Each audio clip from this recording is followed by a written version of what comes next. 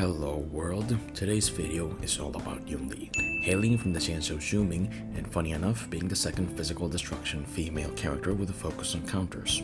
Her kit is also not too dissimilar from Clara's, however Yunli relies on her ultimate a lot more. Let's take a quick look at it. Yunli's normal attack, Gale Spin Somersault, deals physical damage scaling with Yunli's attack to a single enemy, regenerating some energy in a skill point. Bladeborn Quake, her skill, restores a considerable amount of HP only to Yunli, scaling with her attack, then deals physical damage to an enemy and less damage to adjacent targets. Now, Yunli's ultimate, Earthbind Ether Break, and her talent Flash Forge are where most of her playstyle lies. For starters, Flash Forge allows Yunli to counter any attacks performed on her, dealing physical damage to the attacker and any adjacent targets. If there is no immediate target to counter, for example if the enemy that attacked you dies, a random enemy catches the stray instead. Additionally, she regenerates some energy whenever she gets attacked. Yunli can store up to 240 energy, but her ultimate only consumes 120. This is similar to Argenti, except Yunli's ultimate doesn't change when you get the full 240. All it does is store it for your next cast. Once you activate this ultimate, Yunli gains the parry effect and taunts all enemies, both effects lasting until the next ally or enemy turn, and also increases the crit damage dealt by her next counter by 60%. Two special types of counters can be performed while under the effects of parry. When she triggers her talent's counter while parry is active, that is to say if an enemy attacks you, she casts Intuit Cool and removes the parry effect. However, when she loses the parry effect without triggering a counter, for example the enemy doesn't attack Yunli in the turn used, she will cast Intuit Slash on a random enemy instead. Both Intuit counters have the same multipliers, dealing massive damage to the attacker and less damage to adjacent targets. However, the difference lies in the fact that Intuit Cool deals an extra 6 instances of damage, making it much more devastating. This makes it very important to time your ultimate effectively, aiming to always trigger Intuit Cool when possible. And lastly, damage dealt via this ability is considered as ultimate damage despite being a follow-up attack. Therefore, it counts as both a follow-up attack and an ultimate. And last but not least, Yunli's technique, Posterior Precedence, gives her the ward effect for 20 seconds. If you enter combat during this time, Yunli will immediately cast Intuit Cool on a random enemy with an additional 80% damage. Another very important thing to note is that her Ascension 2 trace makes it so that after using an Intuit Slash, turns the next Intuit Slash into Intuit Cool. It's a neat failsafe that assures you won't just spam Intuit Slash if you keep failing the parry.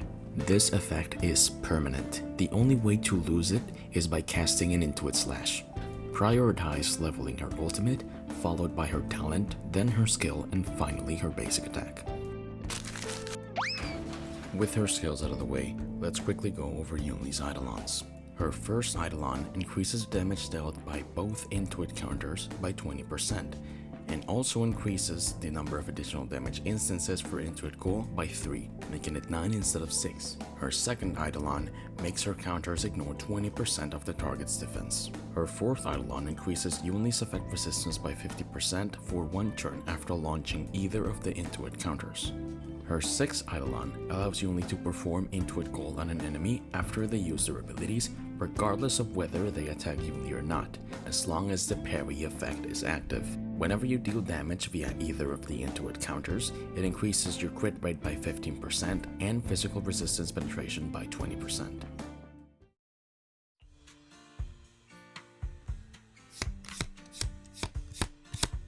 As for Yunli's light cones, her best in slot is naturally her signature light cone, Dance at Sunset.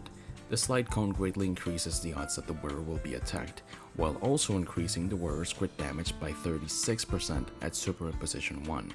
Furthermore, increases follow-up attack damage for the wearer after using their ultimate by gaining stacks of Fire Dance, 1 stack per cast, each lasting 2 turns and up to 2 stacks, and each increasing follow-up attack damage by 36% at Superimposition 1. This light cone is unbelievably good on her. All the others pale in comparison. Very far behind, you can also use the Unreachable side, increasing Yunli's damage whenever she's attacked, as well as providing her with a very welcome crit rate boost.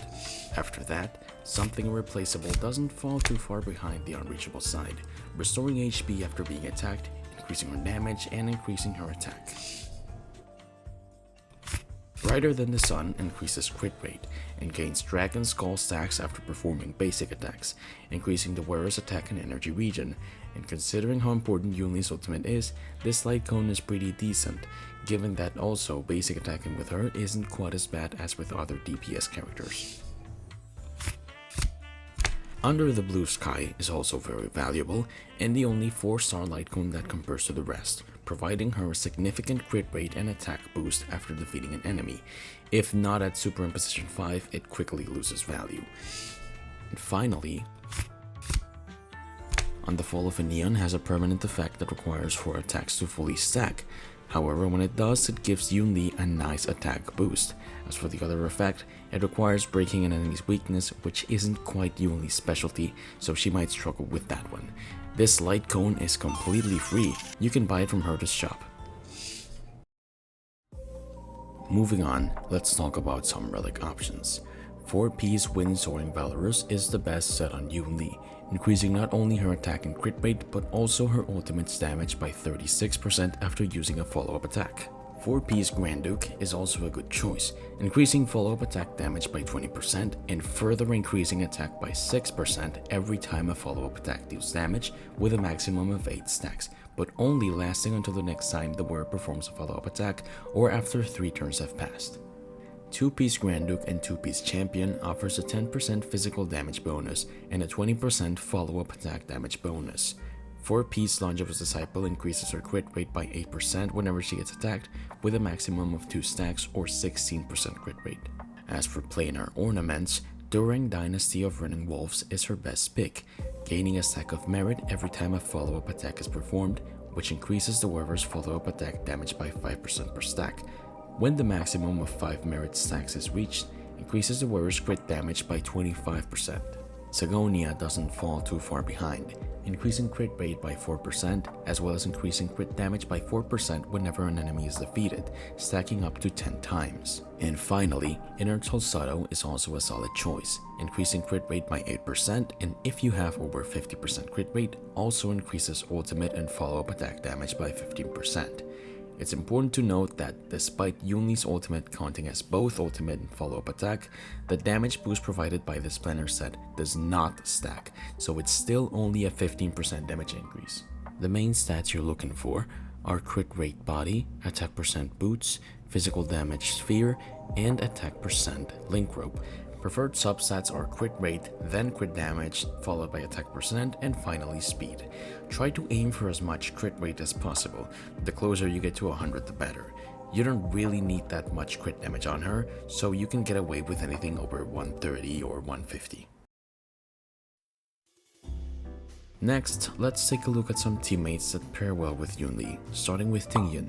Tingyun's skill buffs attack by a considerable amount, but her real value is in her ultimate, regenerating a whopping 50 energy for a target ally, increased to 60 at Eidolons 6, as well as giving the same ally a damage percent boost scaling with trace level, for up to 56% damage at trace level 12. All of this comes by default in Tingyun's kit, even without considering buffs provided by relic sets or light cones that you could equip on her. Robin's ultimate allows her to deal an extra instance of physical damage whenever an ally attacks an enemy, and it is triggered every time Yunli counters an attack, vastly increasing your DPS. Additionally, her skill gives an unconditional damage percent boost to your whole team, and as if that wasn't enough, Robin's Ascension 4 Trace increases follow-up attack crit damage by 25% for the whole team during her ult. For your sustain options, Huohuo's team-wide energy regeneration is a very welcome addition to the team, especially considering how important it is to have Yunli's ultimate as much as possible, but also regenerating energy for all the other supports. However, Lynx's skill provides a 500% extra taunt value whenever she targets a destruction or preservation ally, which could in turn increase your DPS by making Yunli get targeted more. As for which to pick, it depends on whether you have Yunli's signature light cone or not. If you do, Lynx's additional aggro might be a bit overkill, so Huohuo might be a better pick, but if you don't have the light cone, I would go for Lynx. What I've just described is a perfect example of a hypercarry Yunli team where she is funneled by all the supports in here, but another option is also running her in the IPC follow-up attack team, replacing Dr. Ratio, as she pairs really well with Topaz due to her follow-up attack buff and how frequently Yunli performs follow-up attacks. However, be mindful that it can be problematic to run her with Aventurine, as he might draw aggro away from Yunli. In such a case, you could replace him with another sustained unit, such as once again Huohuo or Lynx. Another option is to run the hypercarry team without a sustained unit by having Sparkle take their place. This is possible because Yunli is able to heal herself, but that leaves all your other units vulnerable.